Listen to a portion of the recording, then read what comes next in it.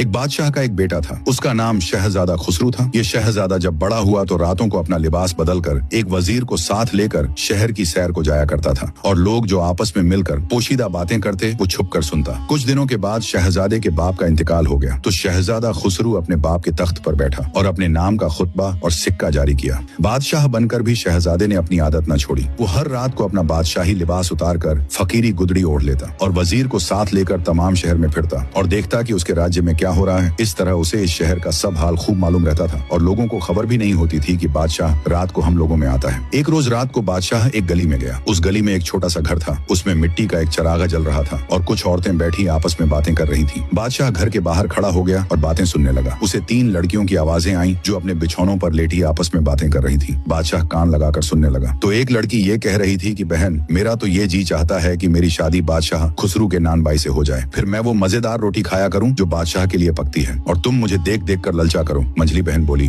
कि मेरा तो यूं जी चाहता है कि मेरी शादी बादशाह के बावर्ची से हो जाए, फिर तो मैं वो उम्दा उम्दा खाने खाया करूं जो रोटी से भी ज्यादा मजेदार हों और तुम देख देख कर तरसा करो। छोटी बहन सबसे ज्यादा खूबसूरत और अक्लमंद थी। वो बोली कि तुम लोग बहुत नदीदी हो, खाने के लिए बादशाह के नौकरों से शादी करना चाहती हो। अगर मेरा बस चले तो मैं अपनी शादी बादशाह खुसरू से करूं कि मलिका बन जाऊं, खुद भी अच्छी तरह रहूं और औरों को भी आराम पहुंचाऊं। बादशाह इन तीनों बहनों की बातें सुनकर खुश हुआ। वजीर साथ था। उससे कहा कि तुम इस घर को अच्छी तरह से पहचान लो। सुबह को मैं तुम्हें भेजूंगा कि इन तीनों लड़कियों को मेरे हुजूर में हाजिर करो। वजीर एक ने इस घर को खूब अच्छी तरह से देखकर पता याद कर लिया। फिर बादशाह और वजीर दोनों यूं ही चक्कर लगाते और बातें सुनते अपने अपने घर को चले गए।